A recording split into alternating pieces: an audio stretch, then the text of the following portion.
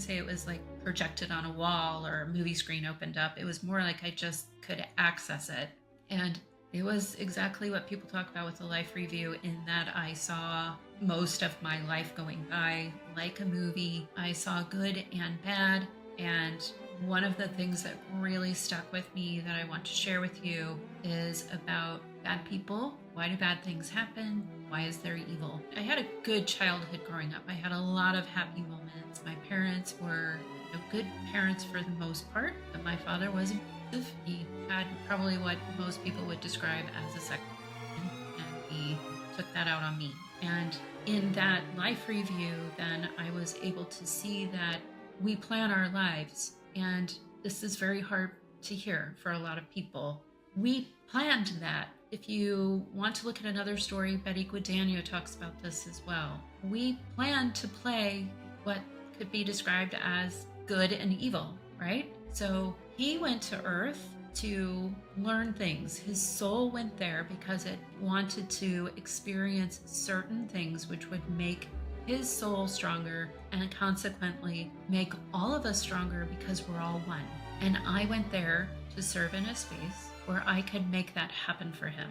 So I could put myself in a space where he could do what he needed to do to grow his soul, to grow our souls, and likewise the same thing for me. So that helped me understand that situation so much better when I was able to access that memory of that life review experience when I came back to Earth. And then as the life review is coming to an end, I'm realizing, because here's another really interesting thing about good and evil and all of that, right? So I've left my human body, and when we're in our human bodies, we're under the veil, and we have these expectations which are very different than when you go home. Because like I was just talking about, if I planned a life where I agreed to be which seems so strange on this side, that's a really good view into how we are thinking so differently on the other side.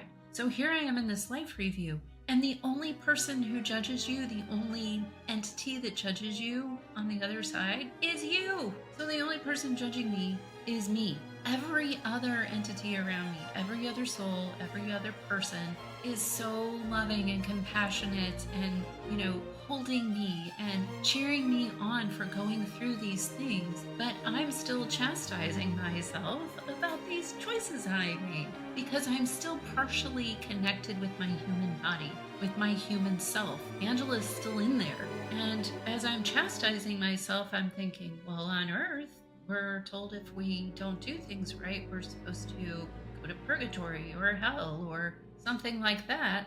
Maybe I should do that. And Melanie, because it's all telepathic, is at the exact same time thinking, wait, no, you are a very good person, and we love you, and we support you, and right, all in the same moment, right? Just like when I was in the hospital room, and it's all happening instantaneously.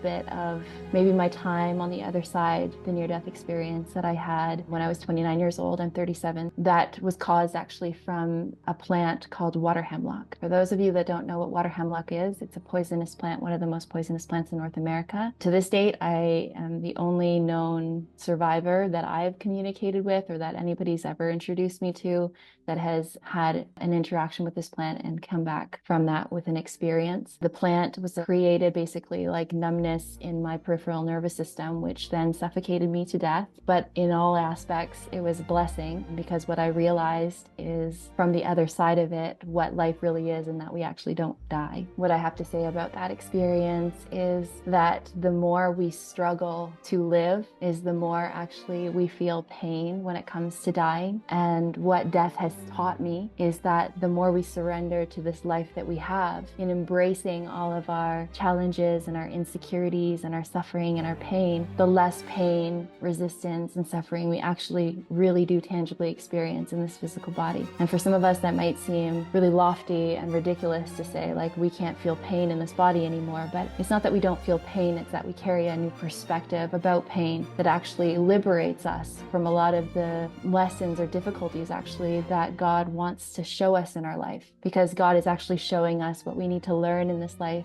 about life and love itself through these experiences with. You were saving me and now I'm dying. And they started to talk to me as I was moving through what it felt like time and space into this tunnel. And Archangel Michael was the one who I felt was doing most of the talking.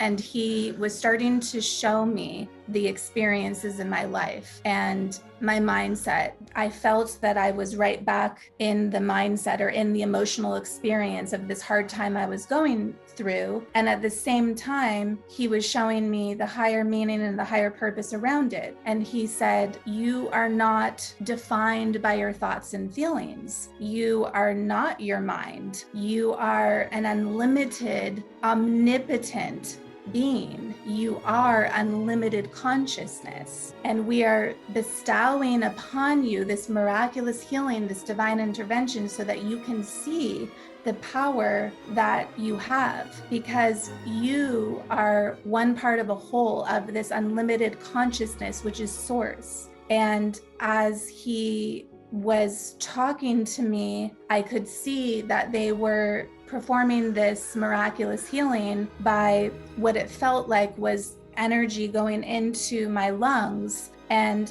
they were asking me to release my guilt, to release my sorrow, to release my anger. I had gone through a divorce and I was remarried, but I had a lot of guilt around my divorce. I had a lot of shame around my financial situation that I was in at that moment. I wasn't able to take care of my children fully. I had to ask for help. And so I had stored all this emotional trauma in my chest. It must have been part of the asthma that I was feeling. And they were asking me to release. And